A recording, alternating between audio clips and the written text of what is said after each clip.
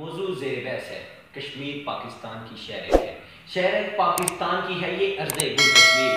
شہر پاکستان کی ہے یہ ارض گل کشمیر، آگ میں لیکن سلگ رہا ہے میرا حرم نظیر، دکھ تکلیف نے گھیرا ہے اب ان کو چاروں اور، دکھ تکلیف نے گھیرا ہے اب ان کو چاروں اور، دیکھ کے ان کو ہو جاتے ہیں پتھر بھی دلگیر، کچھ تو ہیں آزاد یہاں اور باقی ہیں مغلوب، کچھ تو ہیں آزاد یہاں اور باقی ہیں مغلوب، ایک دوجے سے مل جانا ہے اب ان کی تقدیر۔ صدر علی وقار بحیثیت مسلمان ہمارا یہ ایمان ہے کہ جنت کسی کافر کو نہیں مل سکتی، تو پھر آج اس عارضی دنیا کی جنت میرا کشمیر کافروں کے ہاتھ میں کیسے آ سکتا ہے؟ صدر علی وقار کیا کسی نے اپنی شہر کو کسی دشمن کے ہاتھ میں دیا ہے؟ آپ کا جواب یقیناً نہ میں ہوگا، لیکن پھر آج مجھے پوچھنے کا حق دیجئے کہ قائد اعظم محمد علی جناح جنہوں نے کشمیر کو پاکستان کی شہر قرار دیا، وہ کافروں کے قبضے میں کیوں گئے؟ یارانے جہاں کہتے ہیں، یارانے جہاں کہتے ہیں کشمیر ہے جنت، جنت کسی کافر کو ملی ہے نہ ملے گی۔ صدر علی وقار کشمیر کے سلگتے چنار، خون رنگ بہتے دریا، کٹے پھٹے جسم، عظمت زادہ انسانوں کی لاشیں، جوان جنازے، ماں بہنوں کی لوٹی آبرو، اس ظلم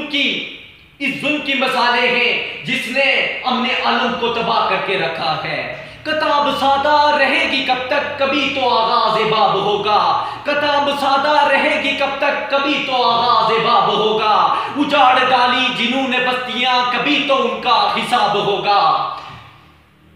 سکوت صحرا میں بسنے والوں، سکوت صحرا میں بسنے والوں، بدلتی رتو کا مزاج سمجھو،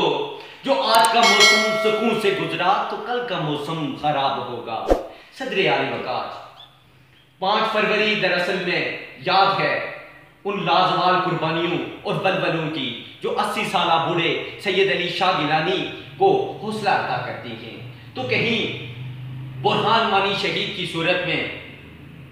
تحریک آزادی کو جوان خون پیش کرتی ہیں۔ صدر علی وقار کشمیر ایک خطۂ سرزمین ہی نہیں، ایک نظریہ اور ایک دین کا مسئلہ ہے، تو آئیے وعدہ کرتے ہیں کہ ہم اپنی شہر کو دشمن کے ہاتھ سے نکال لائیں گے۔ تم نے لوٹا ہے صدیوں ہمارا سکون،